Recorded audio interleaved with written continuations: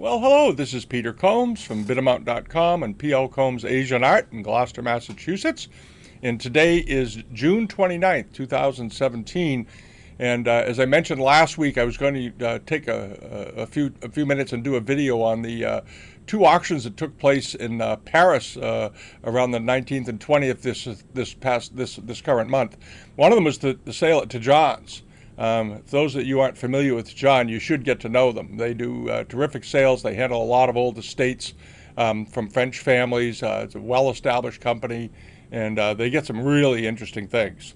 And the other is the Arts of Asia sale that Christie's conducted on the 20th. The Tajan sale was the day before.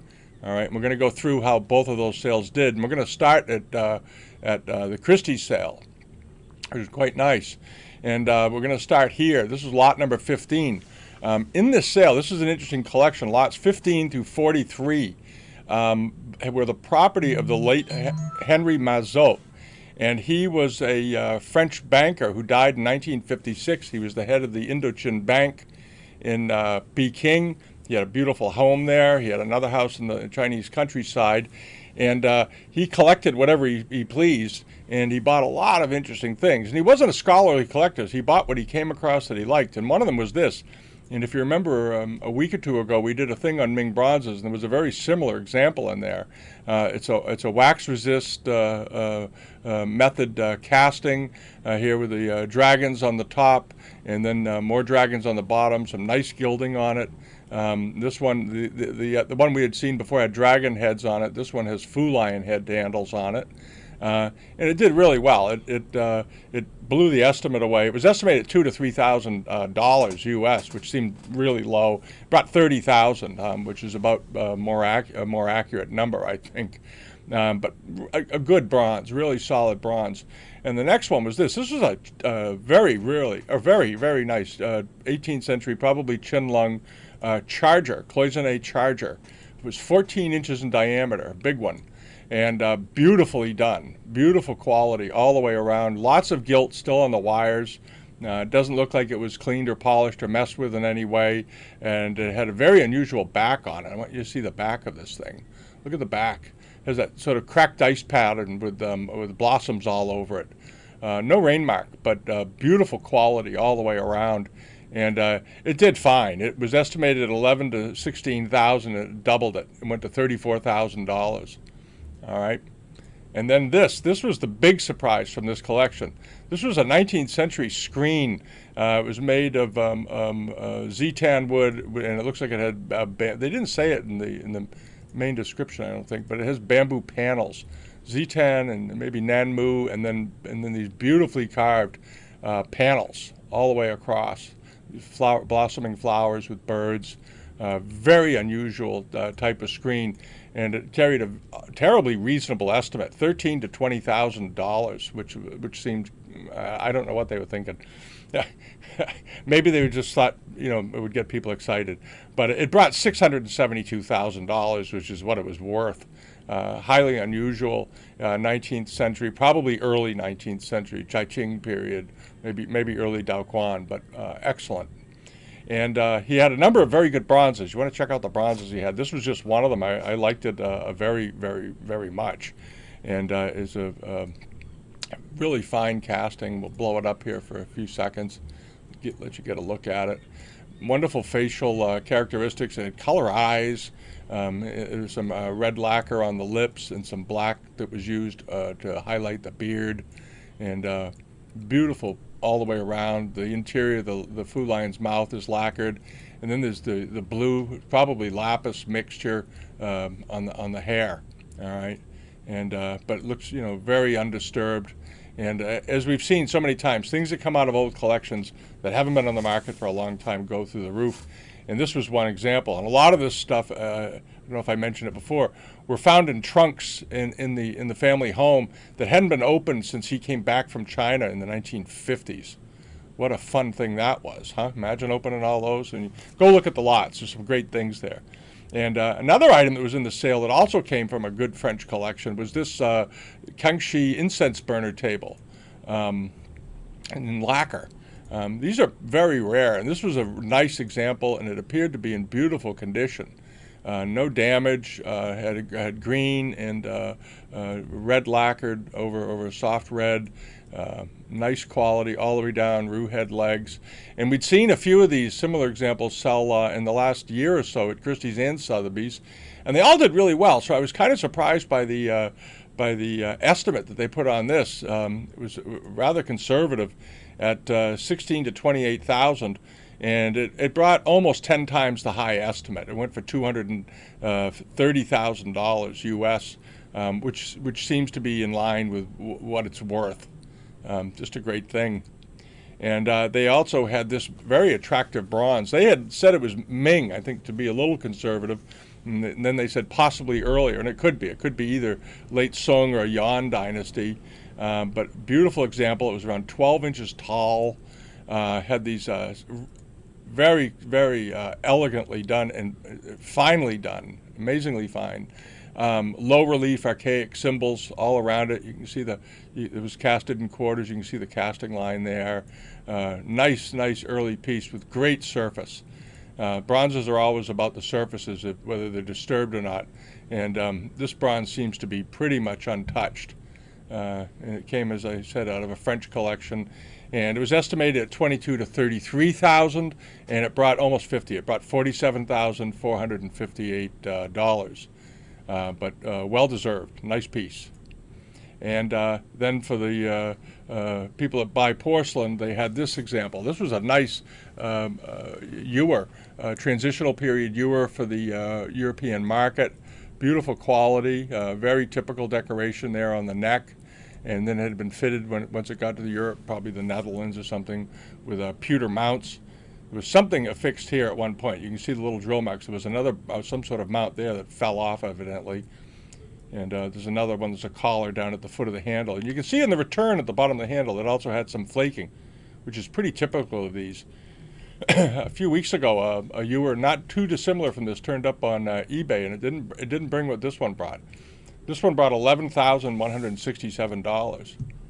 And they often, by the way, if you buy on eBay, you'll see these on occasion turn up, and they very often go for under 5,000. So you might want to keep an eye on that. And then we had this. This was a wonderful thing, and it doesn't look in the picture. This thing was enormous. It was 27 inches tall. It's a Wanli Marken period meiping vase with a phoenix on it, flying through the clouds. Very typical, sort of a stylized version of the earlier Ming pieces, but beautiful quality. I'm going to blow this up and you can see it. It had little scratches in the body, which is not unusual, but very typical Wanli decoration, all nice, neatly outlined. You can see the outlining, and then filled in with cobalt the way it should be. I like the sort of a fierce expression on the face of that phoenix. Beautifully done. And the rain mark on this was, in case you're wondering, it wasn't on the base. It was up here around the neck. Kind of wish they'd shown it more, but they didn't. At any rate, this did really well. It was estimated at $67,000 to $89,000, and it brought $176,000. But considering its size, it doesn't seem out of line. The earlier examples were about half this size. And then last in the Christie sale was this. Really unusual Qianlong bowl, and what was unusual about it is this. It's done in the grapes pattern with squirrels. Here it is, and that's a pattern you typically don't see on Qianlong pieces. You see it more often on transitional Usai pieces and early Kangxi examples. But here you have the squirrels on the vines crawling along, and here are the grapes coming down. But very unusual, but has a Qianlong mark, which makes it quite interesting, I think. And it did great. It was estimated at 22 to 33,000. It doubled the high estimate, more than doubled it, and went for 67,000. This bowl was about 8 inches in diameter. All right, so there was that. Now over to the Tajan sale. A very nice auction, and it had some odd things happen, and it presents some opportunities to you out there if you're looking to buy something, I think. I'll show you what they are in a minute. First was this. This was a really interesting big Wanli period 18-inch charger, big charger. Nice example. And what was interesting about it was it had ships on it, these European ships with the giant sailfish or sea serpent coming up out of the bottom, with a Chinese building in the background, and then these sort of rococo cartouches around the rim. very typical of stuff made for the European market. And it did well. It brought 2,600 euros, which is not a crazy price for that. I still think there's a profit to be made in it because of the decoration on it. It's quite unusual and a nice piece, very attractive, and it looked like it was in great shape. And there it is again. And then there was this bronze. This was an interesting bronze and a very rare one. We had this, I think, in the newsletter when we did a post pre-auction on this sale. It's a Dali kingdom from bronze from the Yunnan province, Sung early Yuan dynasty. And what was interesting about it was that there are very few of these left. Most of these bronzes from the Dali kingdom are melted down when the thing fell apart. And so hardly ever do they turn up on the market. And you'll see what the price is, and you'll realize that these are really rare. You're not likely to encounter them. You find them occasionally in old European collections. This was a 9.5, a little over 9 inches tall, small bronze.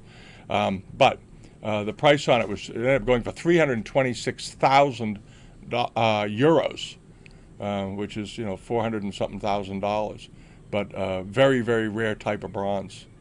All right, and Tajan got it out of some old collection. There it is again. And they had this Ming painting. There's some good Ming paintings in France. And this was one of them. Could even be a little older. It's a Ming painting of an emaciated horse. I love, as you all know, I love horse painting, horses depicted in Chinese art.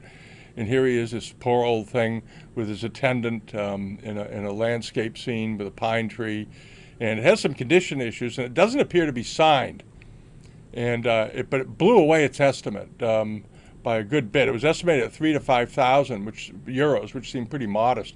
And it sold for 25,000 euros, so it went for about 8 times its estimate. And I suspect whoever the bidders were might have doped out who the artist was or came up with a strong attribution. So off it went. And then we had this. This was the cover lot of the sale. I'm going to blow this up. This was a beautiful Qianlong 4-character mark, Qianlong marking period, round lacquer box with dragons on it, but just great quality, deeply carved of the clouds with a repeat of dragons chasing the pearl around the top and the bottom sections, and another dragon in the top itself, in the lid. And here's the I like lacquer, so it lost it. I like early lacquer. Won't let me see it, but at any rate, trust me, it had a beautiful top. And then we move on to this. This was one of the shocks of the sale. It didn't sell.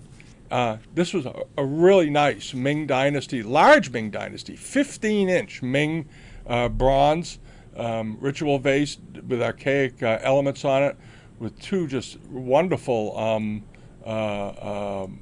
chimeras going up the neck, and this beautiful relief worked rope, probably wax resist work again here of this rope going around it. Nice deep undisturbed patina, and for some reason it didn't sell, and it was 15 inches tall. It was possibly missing its lid, but still with an 8 to 1,200 pound estimate. If you're a buyer out there, you might contact, there's a couple of these coming up, you might contact Tajan and ask them if they're willing to sell it for the low estimate or below the low estimate at this point. If they're cleaning up estates, they might be willing to do it. That is I think, for $1,000 or $1,400, that's a heck of a buy. Unless there's damage. Check and make sure there's no damage on it. There may be a hole in the bottom, who knows. But if that thing is intact, that is a fabulous buy. All right. And then there was this thing, and this was one of the surprises of the sale. Crazy things happen at Tajan sales. This is one of them. 18-inch, they call it 19th century. Maybe 19th. The work on it may also be 20th. I don't know why this brought 6,700 euros. It's beyond me. Yeah, it's 18 inches tall, but the work on it almost looks like Samson. It was estimated at 1,000 to 1,500 euros, about 6,700 euros. So that, and maybe a decorator bought it. I have no idea why, but I think somebody overspent crazily on that. Then moving along to this fan. Now this, I think, was a steal. 390 euros for this fan. Quite nice. We've had a lot of them. We've seen them when we talk about them on eBay, and they always bring with the case. Remember, it has a nice early case with it. It's a lacquer handles with beautiful famille rose decoration on it. It looks like it's in pretty good shape. They typically bring, you know, $800 to $1,200, $1,000 to $1,500 in that range. This one went for about half of that. So, again, keep an eye on Tajan sales. You can buy there. All right. And then there was this didn't sell. This was another surprise. This really nice Kangxi, a little over 5-inch tall cloisonné vase with chimeras climbing up the neck here. Nice condition. Doesn't look like it was ever polished out or abused in any way. It has this sort of unusual eggplant color here in it in the enamels. Nice example. Could even be a little older. Could even be late Ming. And it didn't find a buyer. And it was BI'd at 2,000 euros. So that is available probably. All right. And then getting to the last bargain, which I think was the absolute missed bargain of the day, unless there's something horribly wrong with it, is this. This is a Kangxi bronze of obviously a horse and rider. But look at the quality of that casting. The horse's head, the way it's tipped, the relief work, the way the mane is done, the saddle work, and then the figure itself. Good dark, deep patina on it. Doesn't appear to be, certainly not a reproduction. And seems to be untouched, and it didn't go. They couldn't get it off the ground. It bought in at less than 800 euros, which is a complete and utter mystery to me. Maybe somebody went and saw it, and they'll email me and say, yeah, the thing had all kinds of problems on one side or something. But if it is as it appears, somebody missed it, and maybe you call Tajan's, you might be able to buy that for 600 or 800 euros, which is a steal. If you like early bronzes, that's a really good one. You don't turn up very often. All right. And that's it for the Christie's and the Tajan sale. I hope you give some thought to maybe getting a hold of them. They had a lot of BIs on the bronzes, too. Go to the catalog that we have and then go to their prices realized. You can scan through them. And I think you could contact them and maybe make yourself a package deal. For some reason, some of the bronzes fell right through the cracks, and I don't know why. Maybe it was the Christie sale that had everybody distracted the next day for previews. I don't know. Complete mystery. But that was it. And I'll do the regular video tomorrow, and have a great day, and hope you're having a good week. And sign up if you're not subscribed, and join us on the Bidamount website for the weekly newsletter. Thank you. Bye-bye.